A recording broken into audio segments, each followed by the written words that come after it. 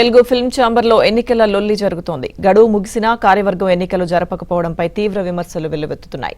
ఎన్నికల నిరవధిక వాయిదాకు ప్రయత్నిస్తోందంటూ ఆరోపణలు వినిపిస్తున్నాయి. తెలుగు సినిమా రంగంలోని వివిధ విభాగాల మధ్య సమన్వయం కోసం వాటి తరపున ప్రభుత్వంతో సంప్రదింపులు జరిపేందుకు ఏర్పడిన సంస్థలో జరుగుతున్న లొల్లి కలకలం రేపుతోంది. తెలుగు సినిమా ప్రతిష్ట అంతర్జాతీయ స్థాయికి చేరుకున్న తరుణంలో ఛాంబర్లో జరుగుతున్న వ్యవహారాలు సభ్యులను ఇబ్బంది పెడుతున్నాయి. ఛాంబర్కు ఎన్నికలు జరగకుండా చూడ్డానికి ఒక వర్గం తీవ్రంగా ప్రయత్నిస్తోంది. మరో వర్గం ఎన్నికలు జరిపి సంస్కరణలు చేపట్టాలని పట్టుదలగా ఉంది. రెండు వర్గాల పంచాయతీ ప్రభుత్వం వద్దకు చేరింది. ప్రస్తుత పాలక మండలి ఎన్నికలను నిరవధికంగా వాయిదా వేయించాలని చూస్తోందని, దీని వెనుక అనేక వ్యాపార, ఆర్థిక ప్రయోజనాలున్నాయని రెండో వర్గం ఆరోపిస్తోంది.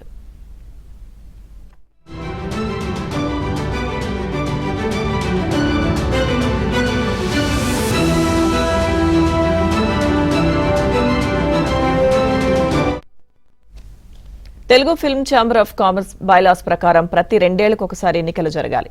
ఈ ఎన్నికల్లో స్టూడియో, ప్రొడ్యూసర్స్, డిస్ట్రిబ్యూటర్స్, ఎగ్జిబిటర్స్ రంగాలకు చెందిన సభ్యులు పాల్గొంటారు. వారంతా కలిసి రెండేళ్లకు కార్యనిర్వాహక వర్గాన్ని ఎన్నుకుంటారు. అధ్యక్షుడి పదవీకాలం మాత్రం ఏడాదే ఉంటుంది. ఒక్కో ఏడాది ఒక్కో రంగానికి అధ్యక్షుడిగా అవకాశం ఇస్తారు. గతేడాది ప్రొడ్యూసర్స్ తరపున దిల్ రాజు అధ్యక్షుడిగా ఎన్నికయ్యారు. ఈ ఏడాది డిస్ట్రిబ్యూటర్స్ రంగం నుంచి భరత్ భూషణ్ ఎన్నికయ్యారు. ఎన్నికలు జరిగి కొత్త కార్యవర్గం వస్తే అందులో ఈసారి అధ్యక్షుడిగా ఎగ్జిబిటర్స్ రంగానికి అవకాశం ఇవ్వాల్సి ఉంటుంది. ఈ నేపథ్యంలోనే ప్రస్తుతం ఉన్న కమిటీ ఎన్నికలు జరపకుండా తాత్సారం చేస్తోందని ఆరోపణలొస్తున్నాయి. అత్యవసర పరిస్థితులు ఏర్పడినప్పుడు ఎన్నికలను వాయిదా వేస్తే అర్థం చేసుకోవచ్చు. గతంలో రాష్ట్ర విభజన సమయంలో కోవిడ్ వచ్చినప్పుడు మాత్రమే ఎన్నికలను వాయిదా వేశారు. ఇప్పుడు ఎలాంటి సమస్య లేకున్నా ఎన్నికలు వాయిదా వేయడంపై అనేక మంది సభ్యులు అభ్యంతరాలు వ్యక్తం చేస్తున్నారు.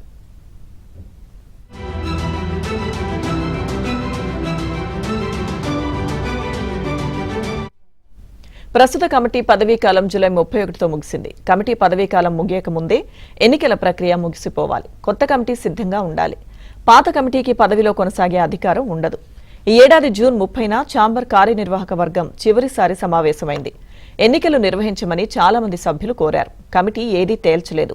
దీనిపై C Kalyan, chamber vice president K Ashok Kumar, Vijayender Reddy సహా అనేక మంది తీవ్రమైన అభ్యంతరాలు వ్యక్తం చేశారు. ఎగ్జిక్యూటివ్ కమిటీకి ఎన్నికలు వాయిదా వేసే హక్కు లేదని వాదించారు. దీంతో సమావేశం వాయిదా పడింది.